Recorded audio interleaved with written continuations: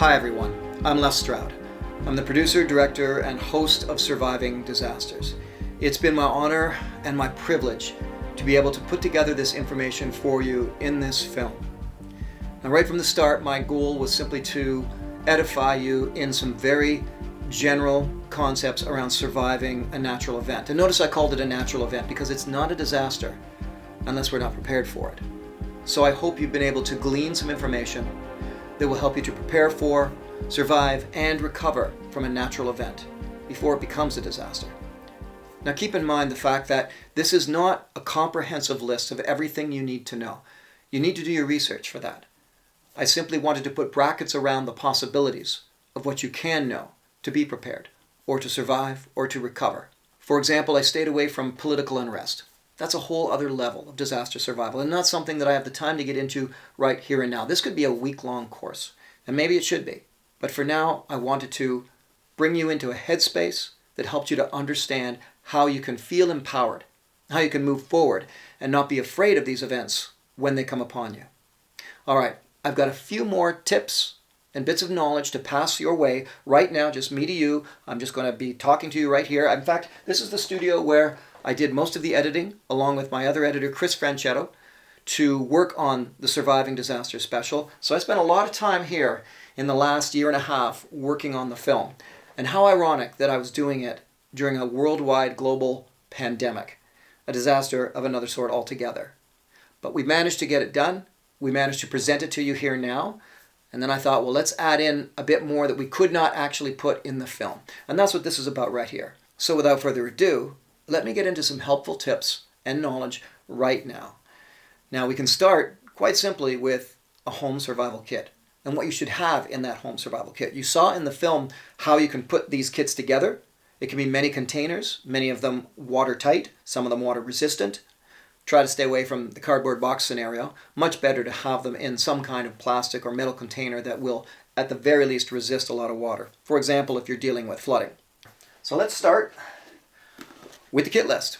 And yes, this is my book. Not a shameless plug, but this is a book that I wrote a few years ago. This is for wilderness survival. And again, I stayed away from portraying it as some kind of expert manual. There's no such thing. Not really. And most people need to learn a lot of the simple basics to understand survival in the wilderness. When I put this book together, at the end of it, I included checklists. And I want to walk through the first checklist here. I've got 3 checklists for you. And my good editor, Chris Franchetto, will likely put the words up on the screen. So you can check them off yourself, write them down, take a screenshot, anything you need to do. But here's your lists coming at you right now. So the complete survival checklist is the one I want to read here. Then I'll get into the vehicle survival checklist. So this is the vehicle kit, the stuff you want to keep in your car, or maybe on a snowmobile, or an all-terrain vehicle, or on your motorcycle. And then finally, the home survival kit. And I'll get into that as well. So I'm going to read this to you, but here we go. Oh boy, you know what? Let's just show my age here for a second, shall we? There we go. Oh, I can actually see the camera now. Much better. All right, here we go.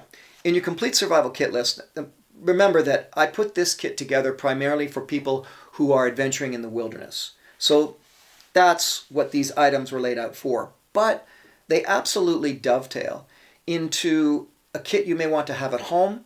I know some people like to call them bug-out bags. I just look at them as kits that are ready to grab and ready to go and light enough and have enough supplies in them that will get you through to the next day kind of thing. All right, let's go right now. Here we go. A bandana, again, that's more of a wilderness thing. A belt knife. Good strong knife's always handy. Candle. Usually I like the candles, by the way, for starting fires, to be honest with you. It's a bit of light, yes, as well, but you always want to be so careful when it comes to open flames in any survival situation, but especially if you're surviving in your own home or apartment. Okay, a cup, metal or collapsible, for boiling water, basically something you can boil water in. Dried food, we'll get into food. We actually already did get into food in the film itself, and that's where you really want to take the time to write out your own menu. Just pretend like you're going on a camping trip and you need a list of all the foods that you're going to eat. Make it like a menu. Real simple. You can plan out 1 week and flip it 3 times, or plan out all 3 weeks and have it different, but set up that menu. From that menu, you derive your shopping list. Easy peasy. Okay. Duct tape, always good. Fire starting devices, I'm always so, how shall I put it? Stressing the importance of the ability to get a fire going anyplace, anytime. Imagine if you're the only person in the neighborhood when all the power's out and the gas lines are out and you're stuck there, but you can get a fire going in your own backyard. That can be vital in a survival situation. So fire starting devices, first aid kit. All right, I'll attack this subject matter right now. I actually have a whole section for it that I was going to get into, but I'll do it right now. As far as some first aid training goes, or medical training, get some. You can take these courses online. You can do them at your local college, often for free or very inexpensively. If you get some basic first aid training, you are an absolute asset in a disaster situation. It may not be you that you have to look after. It may be someone you care about very, very much. Or it could be a stranger that just needs help, and you can provide that help. So you cannot learn it in a book. What you need to keep in your first aid kit, not getting it from a book. Take a course. Learn from an advanced pro who will be passionate and teach you these skills, usually on a 2-day weekend course somewhere in a college close to you. Check that out. The same thing goes for your first aid kit. Now, when it comes to the first aid kits, it's the same process, my opinion is, as you would have for a survival kit. Do not, in my opinion, purchase a first aid kit off the shelf, ready to go. The problem with that is you think you know everything that's in it, but you don't usually even open it until something's gone wrong and you need it. And then you open it up and go, oh, there's no tensor bandages. Oh, there's no cleanser in here. Oh, this is a really lousy pair of scissors. Make your own first aid kit. Obviously, if you take a weekend course, you'll know how to do that. Make it from scratch. Buy quality equipment. Remember, a first aid kit, like a survival kit, is needed in an emergency. Do you want poor quality equipment to potentially gamble your life on? Gamble somebody's health on? No. You want the best quality equipment money can buy. And I grant you, it can get a little expensive. How much is your life and your health worth? So, take a course, please, and set up your own first aid kit from scratch so that you know everything you have in there, and you won't have anything in there that you don't know how to use. That's vital. A lot of people will buy these off-the-shelf kits, and there's stuff in there they've never even seen before. Okay, enough said. Fishing, but that's, I want to stick to our house survival here. Fishing, that's for being out there. Flares. Now, flares can actually be quite useful in signaling. Imagine it's a massive flood like what happened in Katrina, and you just want to let that helicopter going over know that you're there. A flare will do the job. Flashlight, always needed. Now, I have here actually GPS, Global Positioning System. This book was written so long ago that there have been a lot of advances in GPS units since that time. You think of the units, and I'll mention them by name, that Garmin makes or InReach makes or the Spot units. These are all great, all of them. Anything, and of course your cell phone now, and all of the different apps that you can get on your cell phone. All of this is fantastic stuff to have to keep you from getting lost, to help you know where you are. And they are expensive. Again, sometimes survival can be expensive, not always. I try to find the ways to make it less expensive so you can be prepared. But GPS units are not cheap. But again, how much is your life worth? All right. Garbage bags, always very helpful. Let's see here. Map and compass, that's wilderness. Marker, surveyor's tape. Well, actually, the surveyor's tape is more wilderness, but on the other hand, what a great signaling device. You can put up 3 bands of orange surveyor's tape outside your house, maybe on a pillar or something. That's going to tell rescuers that there's somebody in here and they're asking for trouble because you're using the international signal of 3. I don't value 3 so much in my own instructional part of teaching survival because I think any sound should be investigated by a search and rescue team, and often is. However, it still is internationally recognized as the request for help. So 3 straps of orange marker surveyor's tape, as they call it, around a pillar outside your house, and that's going to let rescuers know you're inside there and need help. Money's already mentioned in the film, and then various tools such as the multi-tools or Swiss Army knife. I do have a needle and thread in here. I've carried a needle and thread my entire career and never used it once. not that I can think of. I may have stitched together a backpack rip at one point, but so, you think, oh, well, I'll use it for, like, if I get a gash in my arm. Yeah, you're not going to be, you're not a Hollywood star doing a Rambo movie, stitching your own gash and gushing wound in your arm with a needle and bearing a grip. No, you're probably quite upset and wrapping it up with a bunch of bandages. So, needle and thread, maybe. Parachute cord, I got to say, when it comes to rope, I love rope.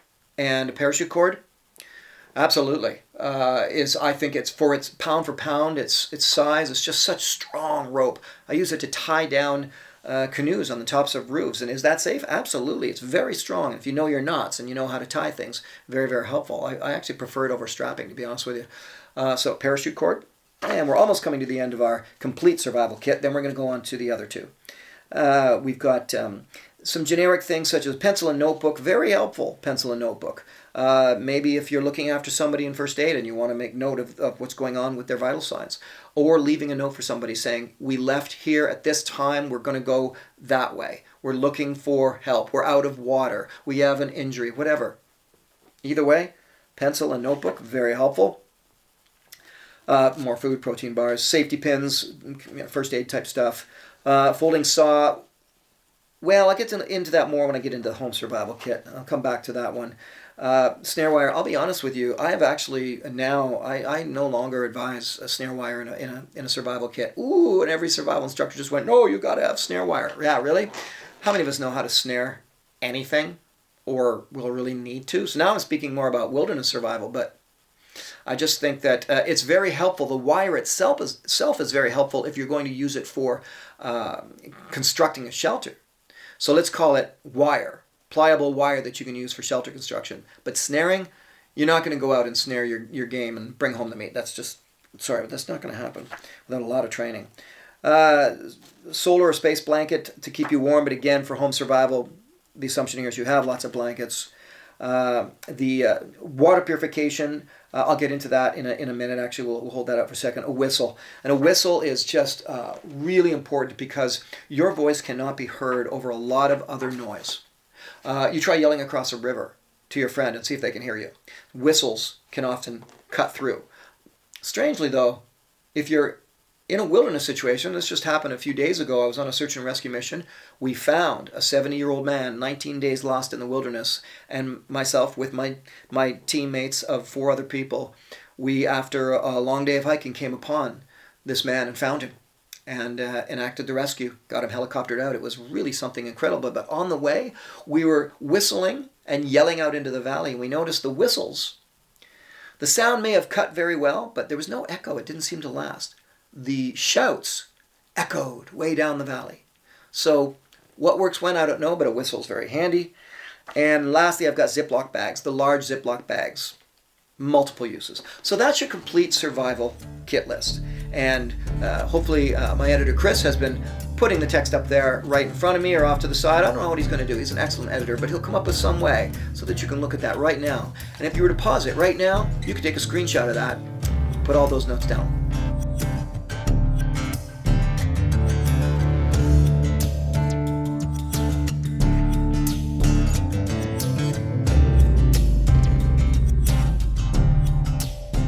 Okay, are we done pausing? Good, let's move on. This one's shorter. Let's go right to the car or vehicle survival kit list. So in addition to what you might have in that complete checklist, and remember that when you put this all together in one bin, it doesn't take up as much room as it looks like it does when you're looking at this list. It packs together pretty well. But here's what you want to make sure you have in your car. Your cell phone, fully charged. Kind of a duh moment, but absolutely. Warm clothing and blankets. Now, this one, I will tell you, this gets into, and I'll allude to this later, the economics of picking up all of this equipment. You don't need to spend a lot of money on survival clothing. Often, up in Canada, we have a store called Canadian Tire, and I'll go in there and pick up just the cheapest snowmobile suit and throw it in my car if I'm trekking across country for a few hours in the middle of winter, just so that I have it in there in case I get stuck and have to leave the car, and otherwise I'm dressed up nice because maybe I'm going to a wedding or something, who knows, right? So in the winter, you definitely want to have that. The warmest ugliest set of clothing you can find that you don't care about, put it in a nice little bag and put it in your car for any kind of winter travel. Very important and very, very helpful. And that includes boots, by the way. A cook set, cook stove and fuel. Well, this is interesting. This is also going to get into our house checklist, and I will get onto that in a minute. But let's just say you should have that in the car. Drinking water, again, same thing as being at home. If you're traveling anywhere in the winter or long distance or in the summer or whatever, drinking water in your car, it's very inexpensive to have a 6-gallon. They usually come in 6-gallon jugs. Fill it full of fresh, purified, clean water. Take that with you on any trip you do in your car, long distance or otherwise. Flares, of course. Flashlight, should be obvious. Some food, again, to keep you going there. Road maps. Let's face it, our GPSs, their batteries die. Our phones' batteries die. So it'd be good if everybody were to know the old-fashioned way of knowing how to get yourself around in any situation by using a map. Imagine that. It's a piece of paper. It'll show you where you need to go. A snow shovel, if you're in that weather, in that terrain. A tarp for multi-purpose. And then general tools. I'll get to this for the house one as well. A general toolkit. Just something that you know how to use. And I'll repeat this again, but adjustable wrench, pair of pliers, screwdrivers, hammer, that kind of thing. And lastly, some toilet paper. Yeah, keep some toilet paper on hand. Really handy when you're traveling by car.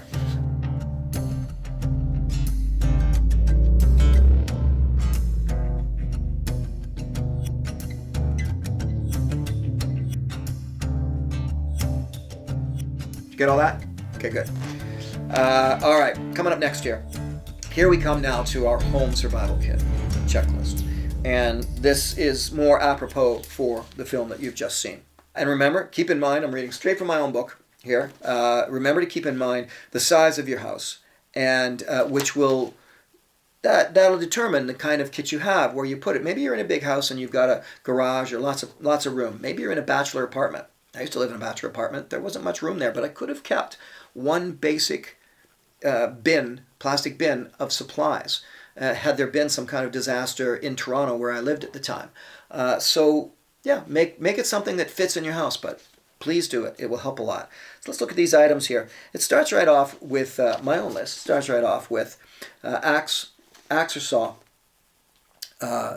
and belt knife, camp stove, camp burners, that sort of thing. Now, the reason why I want to mention that right now is, bottom line is, if you camp, then your camp gear is all survival gear. Think about it. So this is really, I think, a perfect situation if you are a camper, because you've got tents, you've got sleeping bags, you've got pots and pans and mini stoves.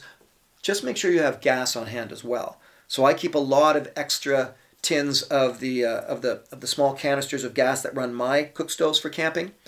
So if you have all of that together, your camping gear, you have wonderful survival items if you're still at home. Basically, go camping at home, depending on what's going on. Maybe it's freezing cold, maybe the power's out, maybe you need to spend a lot of time in that sleeping bag staying warm. But either way, camping gear is terrific as survival gear. Now, if you don't camp and you don't have this gear, then go buy a lot of the cheaper camping gear. Well, why? Normally I say for first aid kits and survival kits you should have the more expensive high quality equipment, but in this case, no, you can pick up the cheapest big warm sleeping bag and it's going to serve you well in your situation. You don't need to spend a lot of money on the high-end, high-tech camping gear. Why? Because these days, even the cheap stuff is pretty terrific. It's kind of like computer software. Hard to go wrong these days. It's so good. Even the old versions was still really good. So same thing with camping gear. Go to the thrift stores. I'll mention that right now. If you want to treat your survival in an economic way, then go to thrift stores, Salvation Army stores, Army surplus, flea markets, lawn sales, online, of course, discount shopping online, dollar stores. You can get a lot of very inexpensive gear there that is perfect survival gear. All right, let's continue on with this list. That was a very important point that I wanted to make. You can get a lot of equipment without spending a lot of money. All right, cash, that was mentioned in the movie. Childcare was mentioned in the movie. I'll skip over the stuff that was mentioned in the movie already, but other than saying it quickly here, you've got cooking containers, duct tape, emergency candles, fire extinguisher. Let me go on to fire. Actually, let's go on to fire extinguisher right now. What you need for a fire extinguisher is one that's rated as A, B, and C. A is for paper products, wood, cardboard, that kind of thing. B is for liquid flammables, such as gas or kerosene, grease. And C are for electrical fires. So you want one rated for all three. You want to keep one in every single room where you might have an open flame, and keep it close to the doorway into the room. Now, if you do have to use it on a fire, don't just blast that fire. You run the risk of spreading it everywhere. Don't just spray at it and do squirting. What you want to do is start on the floor in front of it and roll into the fire with your fire extinguisher and do a sweeping motion. And always keep the sweeping motion and the rolling into it until you feel you've gotten it out. And once you have that, wait for a while. It can spark up again. And no matter what, always make sure that the fire never gets in between you and your escape route. Okay, so that's a little note on fire extinguishers, but an important one. I also want to mention with that too, that if you are in a disaster situation and you need to leave your home, your dwelling, and you have the ability to do so, then what you want to do is go and turn off the water at the meter, the electricity at the meter, the gas. Everywhere you can, turn those utilities off so that potentially you come back to a house that is still standing and you're able to live in it, not one that burned down because the gas line broke and sparked into flame. All right, some of the other stuff that's already on the list: garbage bags, lighter, of course, matches. Your food, I've already spoken to, multi-tool, pencil, paper and pen, portable toilet and sanitation supplies. Now, you did see this in the film. Pretty vital. And those little camp potties are inexpensive, easy to acquire. And, I won't say it's a lifesaver, but it certainly makes things a lot more comfortable. If you are unable to use your plumbing facilities to go to the bathroom, and you live in a neighborhood, maybe it's a close, tight neighborhood, maybe you're in an apartment, it is sure wonderful to be able to do your business, so to speak, in a container that is safe and sanitary, and you can bag up and dispose of your waste products. That's a good one to remember. All right, we've got, already mentioned rope. Rubber gloves, always good to have in the house.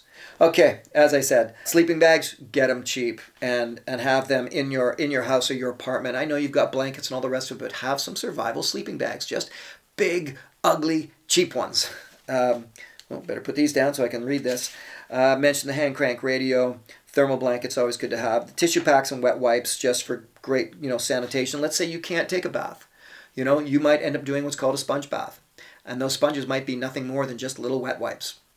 And it's not fun, but it's better than not cleaning up at all. A tube tent and or a tarp. Again, if you have camping supplies, you're way ahead of the game. You'll have a good tent. Even there, go find some cheap tent in a yard sale, and that's now your survival tent. I'll bet you can get one for $4, and it sleeps 4 people or something like that. I see them all the time. So look for that. It's a great way to find stuff as yard sales. Water purification tablets, and I'm going to mention a little bit more about that later. Water for drinking. Now, I did show that in the film a little bit more information on the water. Again, pretty vital, but so easy to do. I didn't mention this in the film, but when you were watching me with those 5 containers, that was 5 containers times 6 gallons. That was 30 gallons. That was my 1 month supply of water in those 5 6-gallon tanks. Real easy. If there were 2 of you in the house, then you'd have 10 of them. Not so hard to do. So I would definitely do that. And I know some of you may not have the room, may not want to do that, but if you see a disaster coming, at least do it then. And that's the thing. You don't have to always have this stuff filled up and on hand when things are fine. Sure, you might get caught unawares if you don't keep them on hand all the time, but I do understand that, it might also be a lot easier just to do it when you sense there's a disaster coming or you've heard the weather forecast. Just know if you leave it to the last minute, you will be out there with everybody else thinking the same thought. And also when it comes to water, if you're worried about it freezing, a little trick here is to leave it running just gently, just a dribble coming out of your taps. You might not always be able to do that, but that moving water is less likely to freeze than water sitting in your pipes, potentially horizontally, and freezing because of intensely cold temperatures. So just leave it on just a little bit. It can work. It can keep your water from freezing. Okay, and waterless soap or hand sanitizer. Well, we've all learned about that during this pandemic, so but very, very helpful. Look, I'm not a person who espouses keeping everything ridiculously, let's say, sterilized. I'm a fan of a more natural approach to life and intaking of bacteria and things that don't do you harm or do you such little harm that your body grows with it.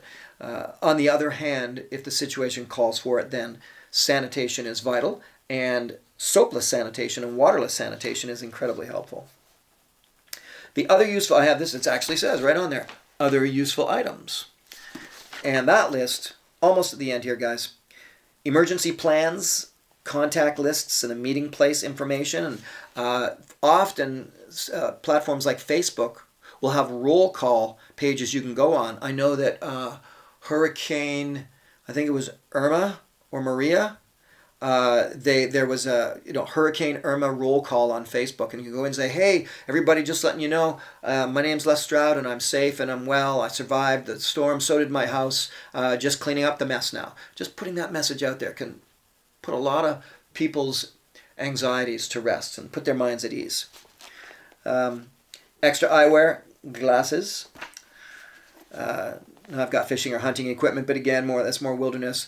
Generators, we've talked a bit about that. I will talk about them right now. And this is something that, again, I want to be very grateful to Westinghouse, who helped to sponsor this film and this work I'm doing right now. And their generators are terrific. And I remember in speaking with them, they said, it doesn't really matter whether you feature us or talk about us less. What's most important to us is that people understand and know how to properly and safely use the generators in a disaster situation. People are succumbing all the time to asphyxiation through carbon monoxide because they're running their generators inside and they are not venting to the outside. You have to know how to operate a generator properly, or you can kill yourself with the fumes. And I'm not being overly dramatic. The same thing goes for home heaters. There are kerosene heaters and different heaters you can get, but you've got to know where to put them, and you must vent to the outside. Now that seems paradoxical to what you're trying to do. You're opening up the outside and you've got cold coming in while you're trying to keep warm. I get that. But you also do not want to die from carbon monoxide poisoning. So keep your carbon monoxide detectors up to date, new batteries, fresh and always working, especially when you have a survival situation upon you and you think you're going to be heating your own house without your furnace, but with some kind of portable heater, or you're going to be running a generator so that you have lights. Really important stuff, guys. And again, wonderful, heartfelt thanks to Westinghouse for helping me make this film possible. Light sticks, those little light sticks are actually pretty usable. They're good. Problem is they don't last very long. But for a 24-hour situation, overnight, making children feel a little better in the dark, that kind of thing, maybe you've got a bunch of them. Crack them, they look like little tubes, and you crack them and they glow green. They can be helpful. They're just not very environmental, I guess. All right, you've got pet care items. Remember the pets. We talked about that in the film. Rain ponchos. If you're a city person and you don't have much other than a really fancy raincoat, get a big, ugly one. Again, cheap from a dollar store or something. Have some of those on hand. They're very, very helpful if you need to go out in a hurricane. Okay, recreational items was spoken about. I talked about the carbon monoxide detector. And then gasoline, obviously. Your car should always be gas. Try to keep your car always at least a half a tank full. In all situations, in life actually. If you go traveling on a long trip, every time you hit the halfway point on your gas tank, fill up. I do that to this day. I drive across the country all the time. As soon as I hit half a tank, I fill up. It's very, very helpful. Gives you incredible peace of mind knowing you're in a long stretch of highway with no gas and you're full and you're looking good. All right, and then wash basin and water filter. Let's go to water purification right now. The ways to purify water, well, the first one will be boiling.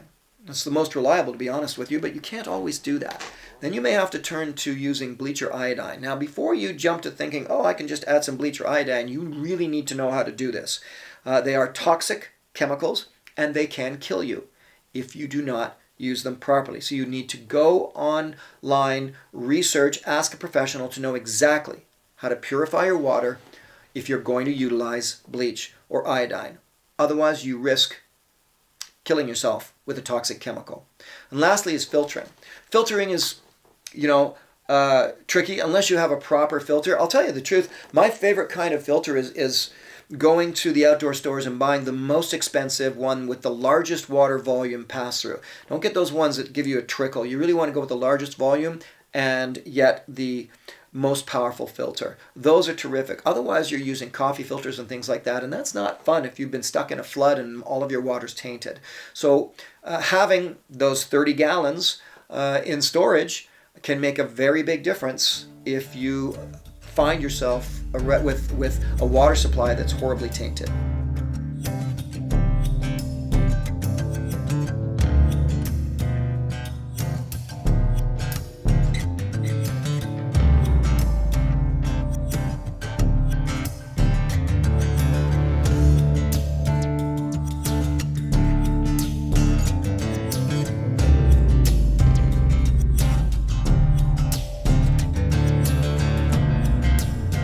And that is the end of the list. So, by the way, shameless plug, this is my wilderness survival book, Survive, Essential Skills and Tactics to Get You Out of Anywhere Alive. And I spent a lot of time putting this book together. I think it's very, very valuable, especially for the wilderness traveler. It takes nothing for granted and takes you right from the basics on through to some more advanced techniques for surviving any kind of wilderness situation. But as you can see, a lot of the information adapts itself to home survival as well. Okay. Let's take a look at evacuation and knowing routes out of town. It's good to know the routes that you can take because your main route, your main roads may very well be blocked. And as you learned from the film, they may be blocked either by traffic jams or by being covered with glass and drywall nails and all kinds of debris. So you want to find these alternate routes out. Now, one of the great routes out might be along the railway, but this one comes with obvious dangers.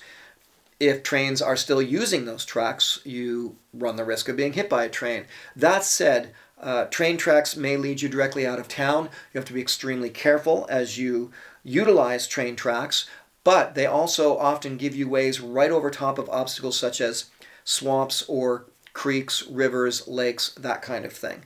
So that's one route out. Another route out may very well be following creeks and rivers. That can be very, very difficult because of the tangle and the brush and the things that are along the shoreline. So trying to follow a river by walking it on the shoreline might be absolutely terrible. However, if you have a small boat that you can use and boating skills, you may be able to simply boat out of town. That's another way to get yourself around all of the obstacles that exist, again, on the main routes, on the main highways.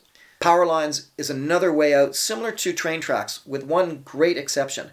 Power lines tend to just shoot over top of lakes and rivers and swamps.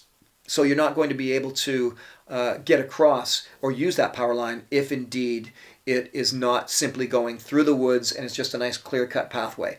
If there are no lakes, no rivers, no creeks, no swamps, great. Cliffs, that kind of topography, all of that is going to stop you cold. Otherwise, power lines can be very, very helpful. Biking and hiking paths.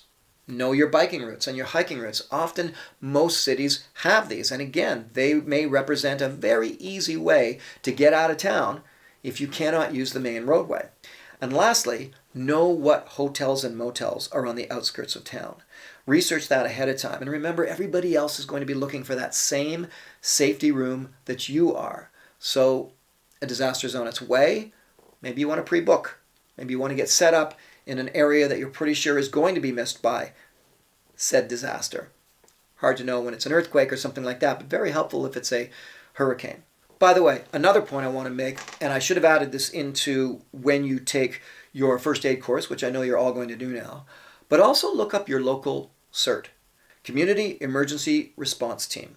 They are not in all communities, but they are in many, and they're a very helpful organization to go and to learn a lot about how to react to the kinds of disasters that may occur in the area where you live. So joining CERT can be honestly a lot of fun, as well as being very helpful. I'm a member of my local search and rescue organization, and it fills me with a lot of pride and hopefully good karma, knowing I'm doing work that helps my community, but by the same token, it's also an awful lot of fun. So get to know CERT and hopefully become a member. Speaking of local organizations, this is a good time to mention the kinds of organizations, as I did in the film, that will be there for you. Remember them. The National Guardsmen, FEMA, of course. Go to ready.gov for a lot of your information. So ready.gov and FEMA, very, very helpful. National Guardsmen, I already mentioned. National Guardsmen and women. Team Rubicon, also mentioned in this film. Incredibly helpful. And they look after a lot of the different aspects of surviving natural disasters. So they can cover a very broad spectrum of the kinds of things that you may be dealing with, from medical to removing trees. Barbecue Relief, friends of mine, Stan Hayes and Barbecue Relief, fantastic organization. Watch out for them. The Red Cross, the Salvation Army, your local churches will always be incredibly helpful in a survival situation. And of course, with the connectedness of your community, your friends, and your neighbors. Again, hopefully there are people there that you can rely upon, and those people feel they can rely upon you. Now, to be honest, this could really be a week-long course easily. But in many other ways, it doesn't have to be.